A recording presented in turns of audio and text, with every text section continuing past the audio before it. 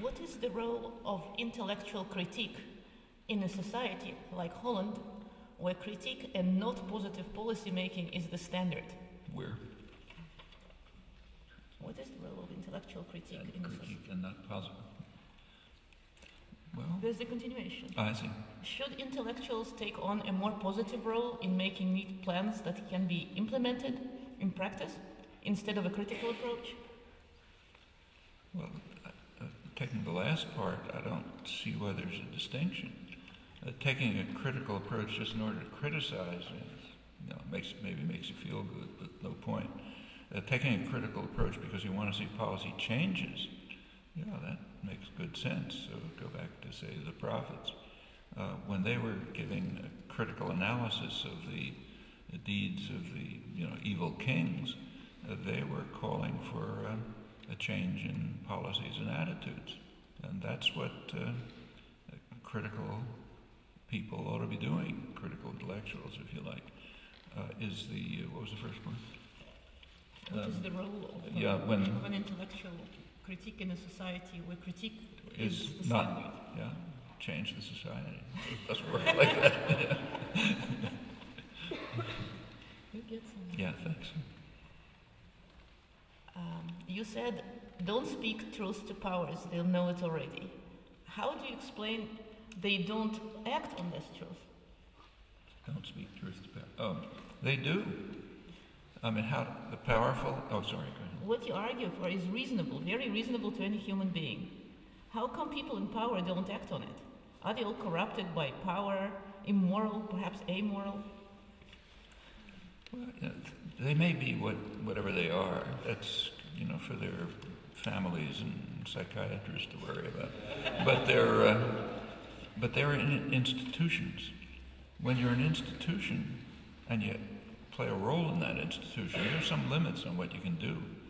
So let's take a couple of, I think concrete examples are good to think about instead of abstract discussion. We're in the middle of a huge fiscal crisis, economic crisis. Where did that come from? Well, to a large extent, it came from a basic principle of market systems, which is an unavoidable property of market systems. Namely, if you're, suppose you sell a car to somebody.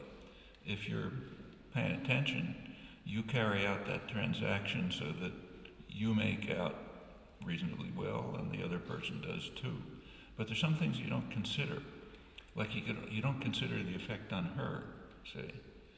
That's called an externality if you've studied economic theory. The effect of a transaction on others is something you don't consider in market systems, right? And there is an effect. Like if you buy a car, there's more pollution, there's more congestion, a lot of things that affect other people. But those are externalities. You don't care about them.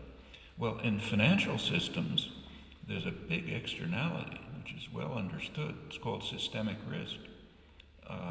Systemic risk is the risk that the whole system will crash. Okay, so if, say, Goldman Sachs makes a transaction which they will, if they're doing their job, they'll cover the risk to themselves, right? They'll take that into account. They won't take into account the risk that the whole system will crash. That's an externality. Well, that externality happens to have big effects, like crashing the system repeatedly. Ever since during the 50s and 60s, there weren't any financial crashes because there were regulations in place. In the 70s on to the 80s and 90s, the regulatory apparatus has been dismantled.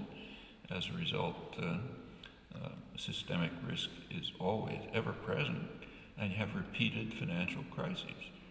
Well, these financial crises, these are pretty bad crises. The financial crisis leads to a general economic crisis. So people don't have jobs.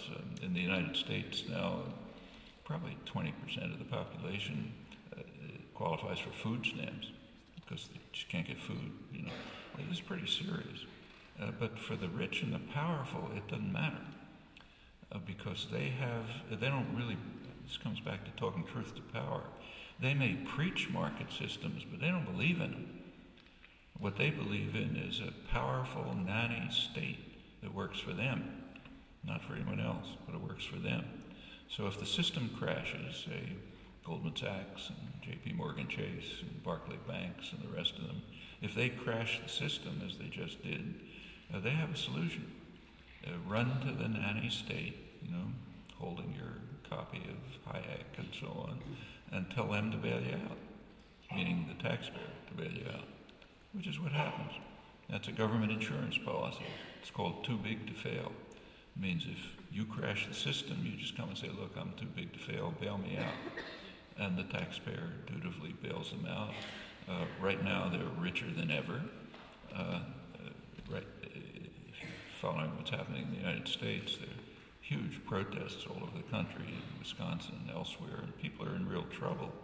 At the same moment, they're cutting back collective bargaining, pensions, they want to cut Social Security, everything's got to be cut, like here.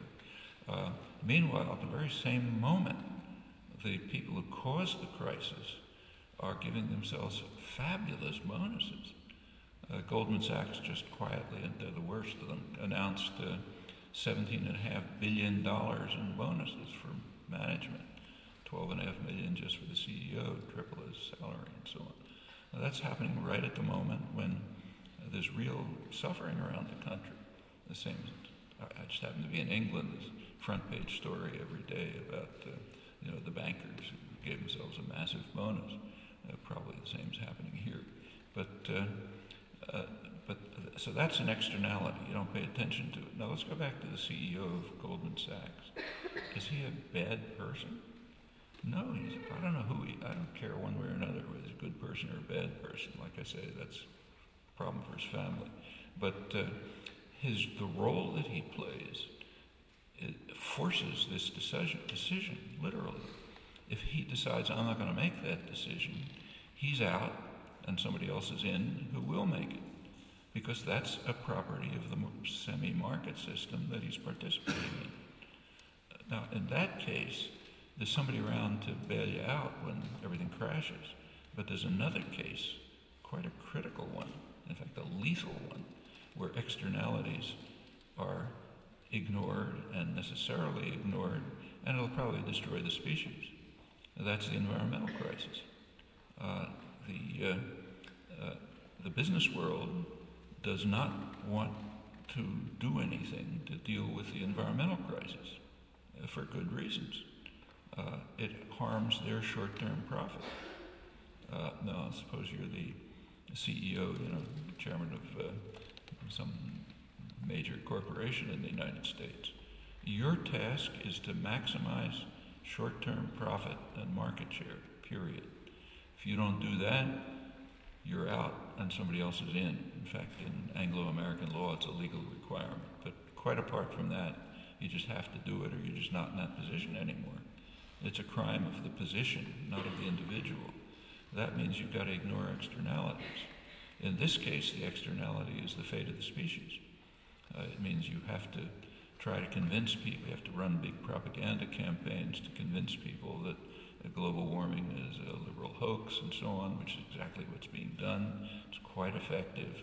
I don't know what it is here, but in the United States, maybe about a third of the population thinks it's a serious problem at this point.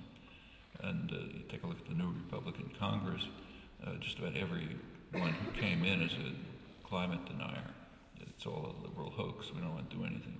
They're already cutting down funding, not only for U.S. programs, but even for the International Scientists Organization, been defunded. They don't want to do anything about it because the fate of the species is an externality. And if you're working in a market system, you don't pay attention to it. Well, in this case, there's no taxpayer to bail you out. Once you destroy the possibilities of decent human survival, kiss each other goodbye. And that's where we are right now. This is not an abstract consideration. It's happening right before our eyes, right before our eyes. Now, those are serious problems, and it doesn't make sense to ask, is that person good or bad? There's an institutional structure which is lethal, harmful in the case of, say, financial institutions, but not lethal. Lethal in this case, and that's not the only one.